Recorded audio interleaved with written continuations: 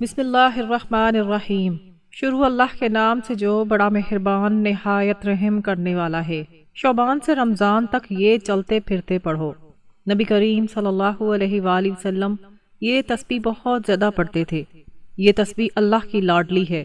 محترم ناظرین، شعبان سے رمضان تک چلتے پھرتے یہ پڑھو۔ نبی کریم صلی اللہ علیہ وآلہ وسلم یہ تسبیح بہت زیادہ پڑھتے تھے۔ یہ تسبیح اللہ کی لاڈلی ہے۔ حضرت کعب بن حجرہ رضی اللہ تعالی عنہ سے روایت ہے کہ حضور نبی کریم صلی اللہ علیہ وآلہ وسلم نے فرمایا کہ فرض نمازوں کے بعد کیے جانے والے کچھ اذکار ایسے ہیں جنہیں پڑھنے والا یا کرنے والا ناکام نہیں ہوتا۔ ان اذکار میں سے ایک یہ تسبیح ہے جو آپ صلی اللہ علیہ وآلہ وسلم بہت زیادہ پڑھتے تھے۔ آپ صلی اللہ علیہ وآلہ وسلم نے فرمایا کہ مجھے یہ تسبیح دنیا کی ہر چیز سے زیادہ پسند ہے۔ اس تسبیح کے حوالے سے آپ صلی اللہ علیہ وآلہ وسلم نے فرمایا کہ یہ تسبیح اللہ پاک کو بہت زیادہ پسند ہے۔ جو بندہ بھی یہ تسبیح پڑھے گا وہ بندہ کبھی کسی پریشانی میں، اچانک آنے والی مصیبت میں، بیماری میں، رزق کی تنگی میں مبتلا نہیں ہوگا۔ جو بندہ یہ تسبیح پڑھتا ہے اللہ اس کی دنیا اور آخرت دونوں کی کامیابی میں اسے سرخرو کرتا ہے۔ دونوں جہاں میں کامیابی اس کا مقدر بنتی ہے۔ جو لوگ پریشان ہیں، بیمار ہیں، پریشانیوں میں گھرے ہوئے ہیں، رزق کی تنگی میں مبتلا ہیں، بے روزگار ہیں، گھر میں کاروبار میں برکت نہیں، تو وہ یہ تسبیح لازمی پڑھیں۔ تمام پریشانیوں کا حل اس تسبیح میں ہے۔ ارشاد باری تعالیٰ ہے، اللہ اپنے بندوں پر بڑا لطف و کرم فرمانے والا ہے، جسے چاہتا ہے رزق عطا کرتا ہے، وہ بڑی قوت والا، بڑی عزت والا ہے۔ اس آیت میں اللہ تبارک و تعالیٰ نے اپنے بندوں پر اپنے لطف و کرم اور اپنی عنایت و مہربانی کا ذکر فرمایا۔ وہ اس طور پر کہ وہ انہیں بلا کسی تفریق اور امتیاز کے رزق عطا فرماتا ہے۔ تفسیر احکام القرآن میں امام قرطبی رحمۃ اللہ علیہ نے حضرت مقاتل کا قول نقل کیا ہے کہ اللہ سبحانہ تعالیٰ اپنے سب ہی بندوں پر مہربان ہے، یہاں تک کہ کافر اور فاسق و فاجر پر بھی۔ دنیا میں اس کی نعمتیں برستی ہیں اور وہ اپنے کفر اور فسق و فجور کی وجہ سے بھوکے نہیں مرتے۔ یہ اللہ تعالیٰ کی اپنے بندوں کے ساتھ مہربانی ہے، جس کی وجہ سے وہ ان کی فوری گرفت بھی نہیں فرماتا بلکہ انہیں مہلت دیتا ہے۔ بہرحال اللہ تعالیٰ جسے چاہتا ہے رزق عطا فرماتا ہے، لیکن بعض دفعہ انسان کی اپنی بدعمالیاں اور کوتاہیاں اس کے رزق میں بے برکتی یا محرومی کا سبب بنتی ہیں۔ محترم ناظرین، اللہ رب العزت ساری کائنات کا خالق اور مالک ہے۔ دن رات اللہ پاک نے بنائے۔ یہ کائنات اللہ پاک نے بنائی۔ اللہ پاک کے حکم سے یہ کائنات وجود میں آئی، اور اللہ رب العزت جب چاہیں گے یہ کائنات فنا ہو جائے گی۔ اللہ رب العزت کے سوا کوئی بھی نہیں رہے گا۔ اس دن اللہ پاک اپنی قدرت کا، اپنی شان کا اظہار کریں گے اور فرمائیں گے، آج کس کی حکومت ہے؟ کوئی جواب دینے والا نہیں ہوگا۔ اللہ رب العزت پھر خود ہی جواب دیں گے کہ اللہ واحد القہار، آج وہ واحد جو واحد لا شریک ہے، جس کی صفات میں کوئی شریک نہیں، اس کی حکومت ہے۔ اللہ تعالیٰ کا نام کائنات کی روح ہے۔ اللہ کے نام کی بڑی عظمت ہے۔ جب تک ایک اللہ کا بندہ بھی ایسا رہے گا جو صرف اللہ کا نام لے گا، اللہ پاک اپنے نام کی برکت سے اس دنیا کے نظام کو چلائیں گے، اور جب وہ اللہ کہنے والا واحد بندہ بھی دنیا سے رخصت ہو جائے گا تو پھر اللہ پاک اس دنیا کے نظام کو لپیٹ لیں گے کہ اب میرا نام لینے والا کوئی نہیں رہا، اب یہ دنیا بے مقصد ہو چکی ہے، بے فائدہ ہو چکی ہے۔ سو اللہ کے نام کی بڑی قیمت ہے، بڑا وزن ہے، اس لیے کہ اللہ بڑے ہیں، اللہ کا نام بھی بڑا ہے، تو اللہ کا نام عظمت سے لینا چاہیے۔ اللہ پاک فرماتے ہیں کہ عظمت و کبریائی اللہ کی چادر ہے، کبریائی اللہ کے ساتھ خوبصورت لگتی ہے، یہ اللہ کا وصف ہے اور اللہ کی صفت ہے۔ ہمارے دین میں برکت ہے، کفار کی ڈکشنری میں برکت کا نام نہیں، یہ مسلمان کی ڈکشنری میں ہے۔ دنیا دار کے کاموں میں چونکہ برکت نہیں ہوتی، اس لیے وہ ہائے ہائے کرتے رہتے ہیں۔ ان کے دن اور رات ایسے گزرتے ہیں کہ ان کو پتہ ہی نہیں چلتا۔ جب آپ صلی اللہ علیہ وآلہ وسلم کو حلیمہ سعدیہ رضی اللہ تعالی عنہا لے گئیں اور آپ بکریاں چرانے کے لیے جاتے تھے، بکریاں جب واپس آتی تھیں تو خوب سیر ہو کر آتی تھیں اور ان کے تھن دودھ سے بھرے ہوئے ہوتے تھے، جبکہ دیگر لوگوں کی جو بکریاں ہوتی تھیں ان کا دودھ نہیں ہوتا تھا، تو وہ کہتے تھے کہ بھائی حلیمہ سعدیہ رضی اللہ تعالی عنہا کی بکریوں کے تھن دودھ سے لبریز ہوتے ہیں اور ہماری بکریوں کے تھنوں میں دودھ نہیں ہوتا، ہم بھی اسی جگہ چراتے ہیں لیکن سمجھ نہیں آتا۔ یہ ہمارے آقا صلی اللہ علیہ وآلہ وسلم کی برکات ہیں۔ یہ کلمہ لا الہ الا اللہ محمد الرسول اللہ اتنا قیمتی ہے کہ اگر کوئی مسلمان اپنے گناہوں کی وجہ سے جہنم میں جل رہا ہوگا اور جہنم کی تہہ میں ہوگا اور جل کر کوئلہ بن چکا ہوگا، اللہ رب العزت اس کلمے کی برکت سے اس کو جہنم سے نکال کر جنت میں داخل کریں گے، ایک نہر میں اس کو غسل دیں گے جس کو آب حیات کہتے ہیں، وہ بالکل پاک و صاف ہو کر نورانی بن جائے گا اور نکھر جائے گا، اس کے بعد اس کو جنت میں داخل کر دیا جائے گا۔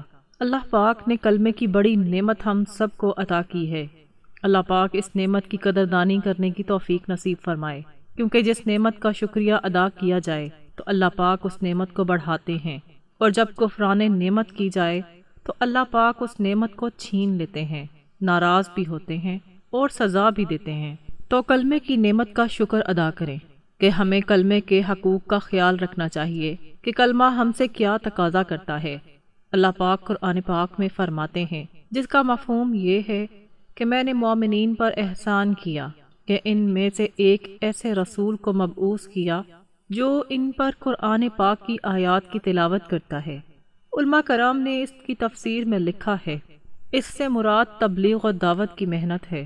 نبی علیہ الصلوۃ والسلام کی بعثت کا پہلا مقصد تبلیغ و دعوت ہے، دوسرا مقصد تزکیہ ہے یعنی قلوب کی صفائی، جس کو علماء حق تصوف بھی کہتے ہیں۔ کسی کے ہاتھ میں ہاتھ دینا، اللہ اللہ کرنا یا کرانا، یہ تزکیہ ہے۔ نبی علیہ الصلوۃ والسلام کی بعثت کا تیسرا مقصد کتاب و حکمت کی تعلیم ہے۔ نبی علیہ السلام نے اپنی زندگی میں 2 مدرسے قائم کیے، پہلا مدرسہ مکہ مکرمہ دارالارقم میں، اور جب آپ صلی اللہ علیہ وآلہ وسلم نے مدینہ ہجرت کر لی تو وہاں صفا کا مدرسہ بنایا۔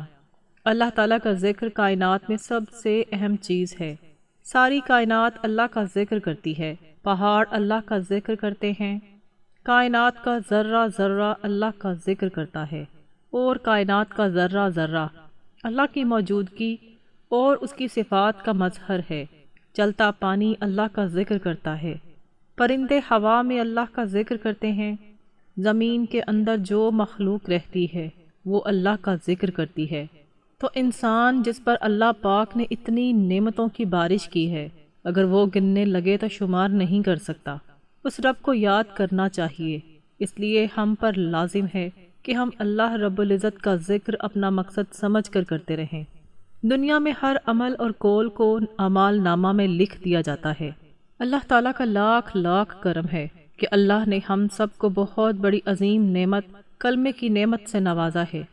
اس نعمت کی قدر دانی کا علم اس وقت ہوگا جب ظاہر کی آنکھ بند ہوگی اور ہمارا آخرت کا سفر شروع ہوگا۔ نبی علیہ الصلوۃ والسلام نے جنت کی زیارت کی اور اس کی دیوار پر چند سطریں لکھی ہوئی تھیں، جو چیز ہم نے آگے بھیجی وہ ہمارے کام آئی۔ اللہ رب العزت نے جتنی زندگی ہمیں دی ہے، اس 8 سالہ زندگی میں اعمال کرنا، ان کی باقاعدہ ریکارڈنگ ہو رہی ہے۔ اللہ پاک نے دائیں طرف نیکی والا فرشتہ بٹھایا ہوا ہے اور بائیں طرف برے کام کا ریکارڈ کرنے والا۔ ایک دفعہ ایک اللہ والے نے اشارے سے اپنی کسی جانور کو بلایا، انہوں نے اشارے سے جانور کو بلایا تو اللہ پاک نے ان پر وہ منظر منکشف کر دیا کہ فرشتے نے وہ اشارہ بھی لکھ لیا۔ تو بزرگ پریشان ہوئے کہ یہ بھی لکھا جاتا ہے۔ ہر آن ہر گھڑی ہمارے جسم سے جو اعمال نکلتے ہیں ان کی ریکارڈنگ ہو رہی ہے۔ آج سائنس کا دور ہے، شریعت کی وہ باتیں جن کے بارے میں کسی زمانے میں کمزوری دکھائی جاتی تھی، سائنس نے بھی ثابت کر دیا کہ وہ باتیں سچ ہیں۔ کمپیوٹر کا دور ہے، ہر چیز کی ریکارڈنگ ہو رہی ہے، اسی طرح ہمارے اعمال بھی ریکارڈ ہو رہے ہیں اور ہمارے اعمال نامے بھی لکھے جا رہے ہیں۔ اور یہ اعمال ہم آگے بھیج رہے ہیں، آخرت کے اکاؤنٹ میں جمع ہو رہے ہیں۔ دن رات ہر جگہ اللہ تعالیٰ کے ذکر میں مگن رہنا چاہیے۔ یہ سب کچھ جو ارد گرد ہے انشاءاللہ کل گواہی دے گا۔ بیت اللہ بھی گواہی دے گا، اللہ کے گھر کی دیواریں بھی گواہی دیں گی کہ ان اللہ کے بندوں نے میرے قرب میں بیٹھ کر ذکر کا حلقہ لگایا تھا اور تجھے یاد کیا تھا، تیری وحدانیت بیان کی تھی، نفی اسبات کا ذکر کیا تھا، تیری صفات کا ذکر کیا تھا، اور ذکر قلبی بھی کیا تھا، اور ذکر لسانی بھی کیا تھا، کیونکہ اللہ رب العزت تو سمیع بھی ہے اور بصیر بھی ہے، دیکھتا بھی ہے اور سنتا بھی ہے، تو ہماری یہ گواہی پیش ہوگی انشاءاللہ۔ حضرت ام ہانی رضی اللہ تعالی عنہا سے روایت ہے کہ حضور نبی کریم صلی اللہ علیہ وآلہ وسلم میرے پاس سے گزرے تو میں نے عرض کیا، یا رسول اللہ، میں بوڑھی اور کمزور ہو گئی ہوں، آپ صلی اللہ علیہ وآلہ وسلم مجھے ایسا عمل بتائیں جسے میں بیٹھ کر کرتی رہوں۔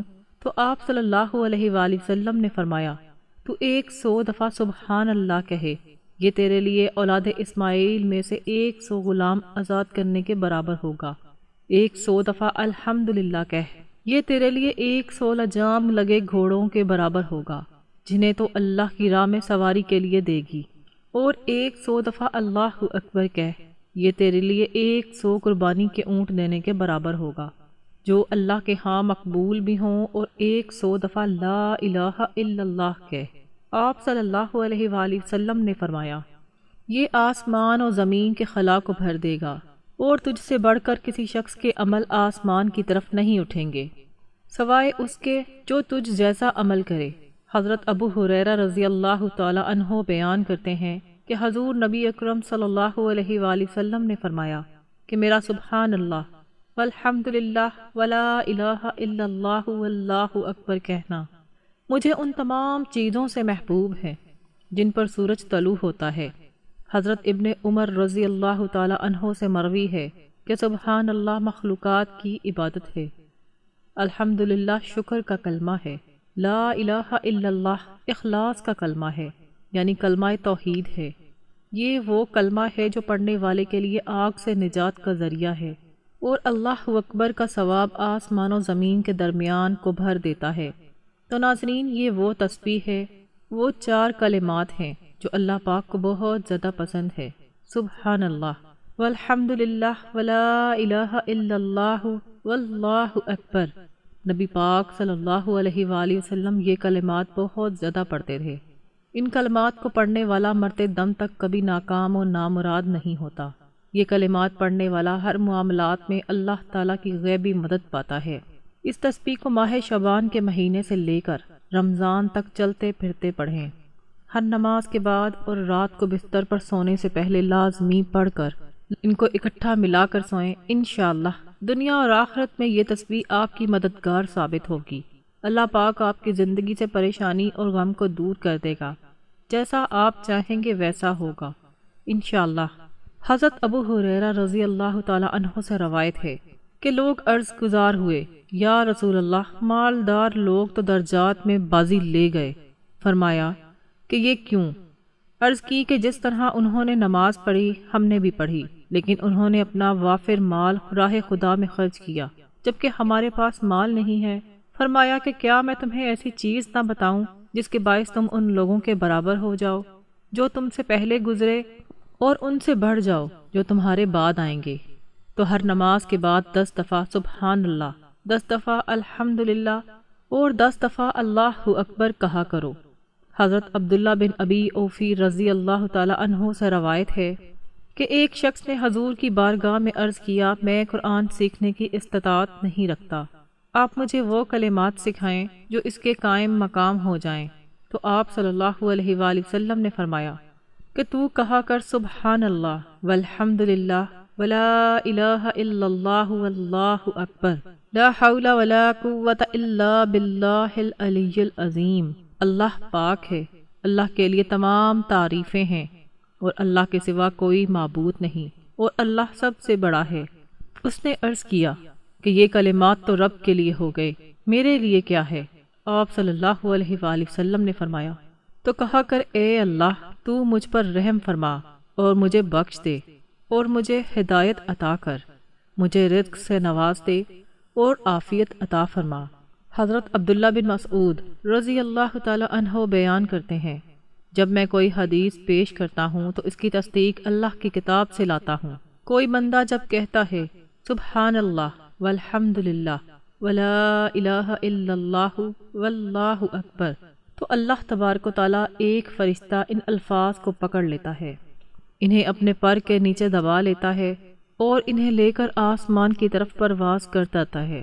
وہ فرشتے اسے رحمان کے سامنے پیش کر دیتے ہیں، اے اللہ، ہم گنہگار ہیں، سیاہ کار ہیں، بدکار ہیں، تیرے احکام کے نافرمان ہیں، لیکن تیرے نام لیوا بندے ہیں، تیری توحید کی گواہی دیتے ہیں، تیرے سوا کوئی بندگی کے لائق نہیں، ہمارے گناہ تیری رحمت سے بڑے نہیں ہیں، تو اپنی رحمت سے ہمارے گناہ معاف کر دے۔ اے اللہ پاک، ہمیں صراط مستقیم کے راستے پر چلنے والا بنا دے۔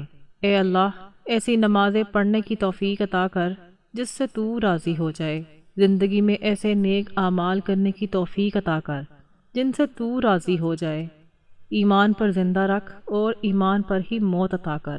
اے اللہ، ہمیں تیرے احکام کی فرما برداری کرنے والا بنا اور تیرے پیارے حبیب صلی اللہ علیہ وآلہ وسلم کے پاکیزہ آداب کو اپنانے والا بنا دے۔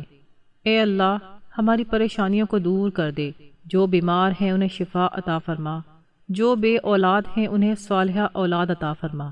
اے اللہ، بچھڑوں کو ملا دے، شادی شدہ جوڑوں میں محبت پیدا کر دے، تمام لڑکے اور لڑکیوں کے نصیب اچھے کر دے، جو قرض کے بوجھ تلے دبے ہیں ان کا قرض ادا کروا دے۔ اے رب العزت، شیطان سے ہماری حفاظت فرما، حلال رزق کمانے کی توفیق عطا فرما۔ اگر آپ کو ویڈیو اچھی لگی تو اسے آپ نے لائک کرنا ہے، شیئر کرنا ہے اور چینل کو سبسکرائب کرنا ہے۔ جزاک اللہ خیراً کثیرا۔